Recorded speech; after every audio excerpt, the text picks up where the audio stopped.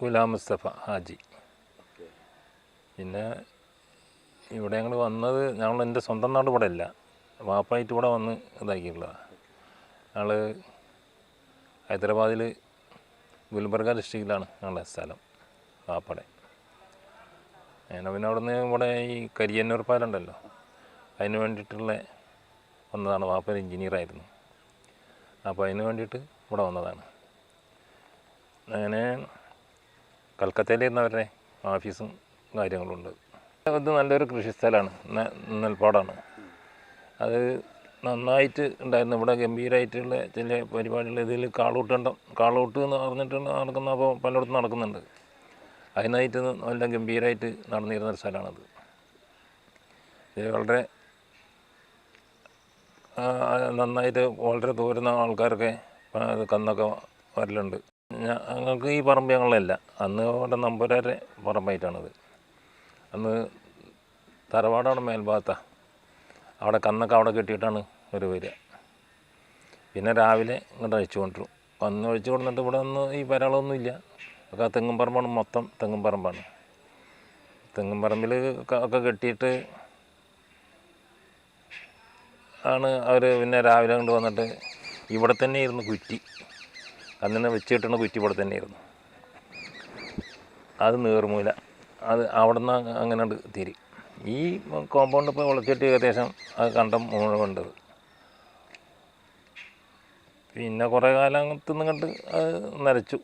കൃഷി അന്ന് ധാരാളമായിട്ട് നന്നായിട്ട് കൃഷി ഉണ്ടായിരുന്നു. മറ്റേ കന്നിനാണ് കൃഷി. അന്ന് യന്ത്രവൽക്കരണം തീരെ ഉണ്ടായിരുന്നില്ല. അത് കന്നിന് മറ്റേ കരി, പഴയ നാടൻ കരി ഉപയോഗിച്ചാണ് കൂട്ടിയിരുന്നതും അത് ഊർച്ച ഇതൊക്കെ കണ്ടിട്ട്. പിന്നെ ഇതിലും ഈ കാളകൂട്ടണ്ടത്തിലും വന്ന് നെല്ലുണ്ടാക്കിയിരുന്നതാണ്. ഗംഭീരമായിട്ട് നെല്ലും ഇതിലൊക്കെ നന്നായിട്ട് ഈ ഭാഗത്തൊക്കെ നന്നായിട്ട് നെല്ലുണ്ടായിരുന്നു. പിന്നെ കൃഷി, ഞങ്ങൾക്കുള്ള കൃഷി പുറത്തായിരുന്നു. കൂടുതലവർക്ക് ഇങ്ങോട്ടില്ല. പട്ടിത്തറ, പരുതൂർ,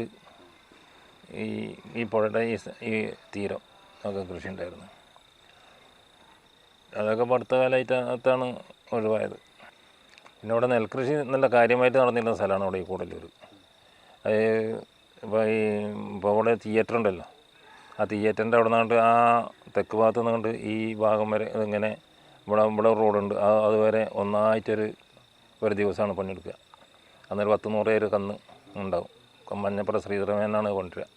അപ്പം അതിൻ്റെ ആൾ അവരുടെ സ്ഥലം തന്നെയാണ്, അത്രയും സ്ഥലം അവർ തന്നെയാണ്. അതിൽ 1-2 കുറച്ച് മാത്രം ഈ തെക്കേ പാട്ടവർക്ക് കുറേശ്ശെ ഉണ്ട്.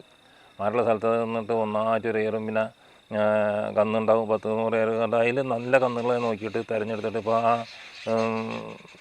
ഇതുണ്ട് ഇവിടെ തിയേറ്ററിൻ്റെ തൊട്ട തെക്ക് ഭാഗത്ത് ഒരു കണ്ടുണ്ട്, അതിൽ വെച്ചിട്ട് ഒരു തെളിയുണ്ട് വൈകുന്നേരം വെച്ചിട്ട്. അത് ഗംഭീരമായിട്ട് 2 കണ്ടം കൂട്ടിയിട്ടുള്ള തല്ലിയാണ്, ഇതിനേക്കാൾ വലുപ്പം വരും. അതിൽ നന്നായിട്ട് ഓടുന്ന കന്നിനെ നന്നായിട്ട് സമ്മാനം കൊടുക്കലുണ്ട്. അപ്പോൾ ആ ഫാദറായിട്ട് ഇവിടെ കുറച്ച് സ്ഥലങ്ങളൊക്കെ വാങ്ങി അങ്ങനെ കൃഷി ഞങ്ങൾ പ്രോഗ്രസീവ് വന്നപ്പോൾ ഞങ്ങളുടെ കുടുംബങ്ങളെയും ആ വിധത്തിൽ സഹായിക്കാൻ തുടങ്ങി. അപ്പോൾ അതുപ്രകാരം തന്നെ ഞങ്ങളവിടെ മേൽഭാഗത്തുണ്ടായിരുന്ന അവസരത്തിൽ അവിടുത്തെ ആൾക്കാരൊക്കെ കരിമ്പേ എൻ്റെ കുട്ടികൾക്ക് എന്താ വേണ്ടത് പറഞ്ഞിട്ട് വരും. അപ്പോൾ ഈ വരുന്നതെന്ന് വെച്ചാൽ എന്തെങ്കിലും കിട്ടണം. അത് കിട്ടിയാൽ അരിയോ നെല്ലോ എന്താ വെച്ചാൽ, അല്ലെങ്കിൽ യാതൊരു രക്ഷയില്ല. അന്നത്തെ കാലം ദുരിതം പിടിച്ച കാലമാണ്. അപ്പോൾ അത് കൊടുക്കും, അവർ കൊണ്ടുപോകും. അങ്ങനെ കുറേ കാലം അതങ്ങനെ നീങ്ങിയിരുന്നു. പിന്നെ ഇപ്പോൾ അടുത്ത് വെച്ചിട്ടാണ് ഞങ്ങളെ കൃഷിയൊന്ന് പിന്നാക്കം വന്നത്. കുറേ സ്ഥലം വിറ്റു. പിന്നെ ഇന്നത്തെ കൂലി, അന്ന് 4 റുപ്യായിരുന്നു ഞാൻ കൂലി കൊടുത്തിരുന്നു ഒരാൾക്ക്. അത് ലാസ്റ്റ് ഒരാണൊരുത്തം വന്ന് പണിയെടുത്താൽ 4 റുപ്യ കൂലി. ഒരു പെണ്ണിനാണെങ്കിൽ സ്ത്രീക്ക് കൂലി 75 പൈസ അത്രയൊക്കെ തന്നെ കൊടുക്കൂ കിട്ടുള്ളൂ. അത് വേറെ എവിടെ ഇല്ല. അത് അന്ന് പുല്ലൊരിക്കുക എന്ന് പറഞ്ഞിട്ടൊരു ഇതുണ്ട്. ഇപ്പോൾ ഇനി 2 മാസം കൂടി കഴിഞ്ഞാൽ നെല്ല് കുറച്ച് വളരുമല്ലോ, അപ്പോൾ അതിനൊരു പുല്ലൊരിക്കലുണ്ട്.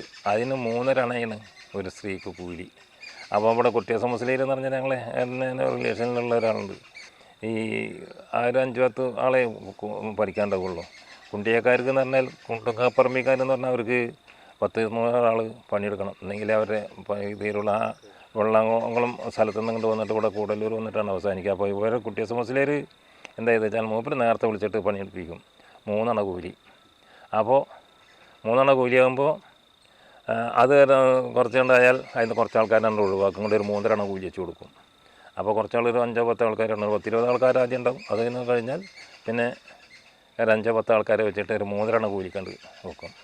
അവസാനം മുസ്ലിം ഞങ്ങൾ സ്വീപ്പാക്കൃതിട്ടോ അറിയുന്നതാണ് നേരെ വന്നിട്ട് എന്താണ് ഞാൻ ഒന്നും ചെയ്തില്ലല്ലോ, അപ്പം 3 ആക്കിയെന്നില്ലല്ലോ, അന്ന് വേറൊന്നും പ്രശ്നമൊന്നുമില്ലാണ്. പക്ഷേ അവർക്കിത് വലിയ കാനാണ്.